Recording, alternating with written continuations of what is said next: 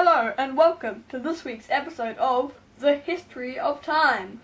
And this week we'll be viewing Spain in the 1700s and their exploration of Native America. Come with me as we journey into the past and view the events that made modern day as it is. This was an exciting time in European history because there are so many things to discover and riches to be found. All the different countries were racing to discover the New World first. But what were the reasons that Spain sent explorers to the New World? Here we see Queen Isabella of Spain briefing some of her explorers on what to do when they reach the New World. Those Arab traders have controlled the spice routes from the islands and across the Indian Ocean for far too long. It is time we found a route to those islands ourselves. Why, O Queen? Because the Arabs are charging a huge amount of money for the spices, and if we get another route, we could be the ones charging and making money out of it. Is there anything else we should do there? Yes, there are many riches just waiting to be taken. Go there and get them, and a share will be yours. Treasures like these will be able to make us very powerful. And we would be able to recruit an army and pay for weapons and armour. And then no one would want to fight us, and we will be the most powerful country in Europe. We will be a great empire. And what else should we do when we get there? Well, you will encounter native people in those far-off lands. They are infidels. So you must convert them to Christianity, that they may serve God and his representative, me. Should we map the route we take, for we have never been there before? Yes, because otherwise, the next time we wanted to go that way, we wouldn't know which way to go. But if we have a map, our other explorers will get there faster and have a safer journey. So go quickly, because we want to get there before anybody else does, so that we can control the spice routes. Make a map of everything you can. Take all the gold, silver and bronze and bring it back to expand Spain's wealth. Claim all of the land that you see, and any natives you come across, convert them to Christianity, that I may rule them as well. Yes, my queen. Yes, my queen.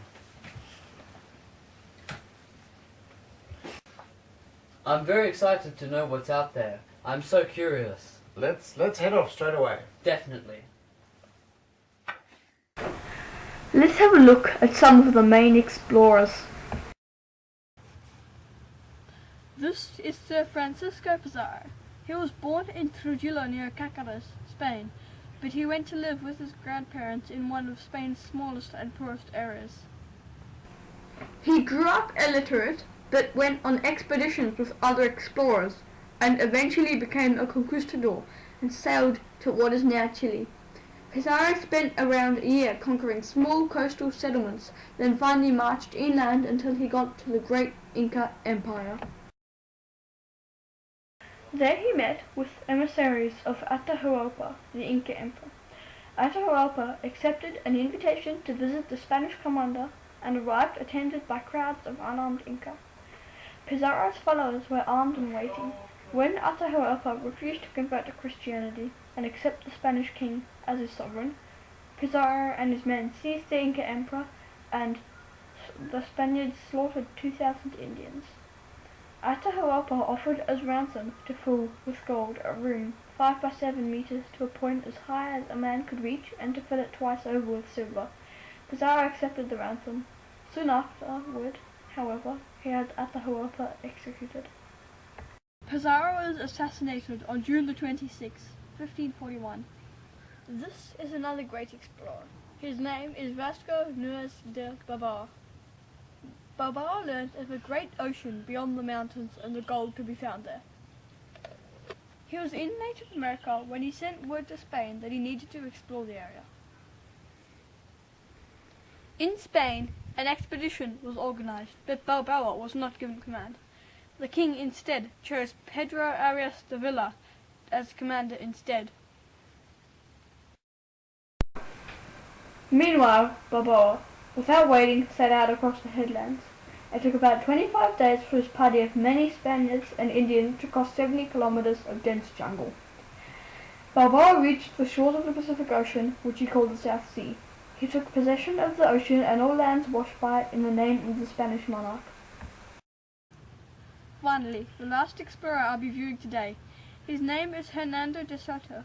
He made a fortune from an expedition with Francisco Pizarro, but de Soto decided to win another fortune. He persuaded the King of Spain to appoint him governor of Cuba and Florida.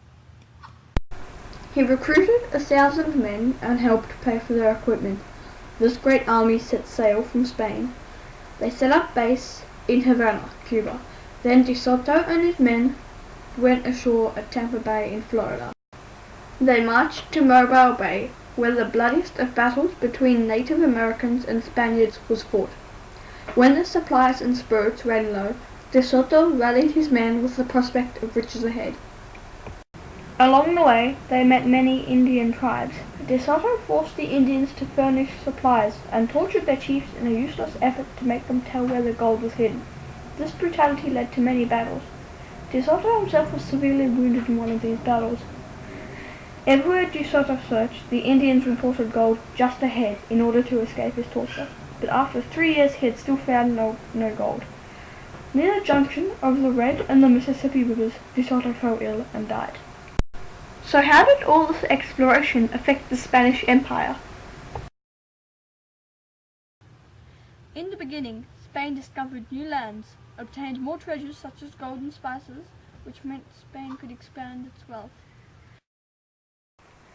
They also increased the amount they were getting by finding another trade route, because the Arabs owned the land-based trade route, thus setting the prices of trading. With these new trade routes, Spain had access to new and exotic things, such as ivory, hardwood, and cocoa. But soon they didn't have enough resources to maintain their conquests or more expeditions. In 1640, there was a Catalonian revolt. At the same time, there was the Portuguese Restoration War between Spain and Portugal. By the end of the 17th century, Spain's power had declined, but they still had lots of territories. They were at war with other countries in Europe. Spain and France were the two most powerful countries in Europe at the time, and none of the other countries wanted them to unite, because united they would upset the balance of power in Europe. So with all this conflict, Spain was low on resources. So, while a new world was discovered, a new trade routes opened, the conflict in these colonies and Spain being spread too thin meant that in the end all these discoveries didn't appear to benefit Spain. The empire was beginning to crumble. How did Spanish exploration affect Native America? Spanish exploration affected Native America as much, if not more, than it did Spain. Many of the South American kingdoms became colonies of Spain. The ruler of the native kingdoms or civilizations had to accept the Spanish king as their sovereign. The effect of this was that the culture and the civilizations were changed to that of Spain. Their dress, food, religion, language, and laws were changed. They had to pray to the Christian god rather than their own deities. The native leaders that didn't want to become part of the Spanish Empire were usually killed or taken hostage the second the refusal came out of their mouth. All of those were major changes, but the biggest change was that they were now no longer independent. This meant that they had to do what the Spanish monarch said and didn't have a choice. Spain's interest had to become their interest. Thanks for accompanying me through the history of our planet. Now, last but not least, our Did You Know section. And here is the question for the week. Did you know that Spain is a country? If you answered yes to that question, you're correct. On that bombshell, it's time to go. See you next time on The History of Time!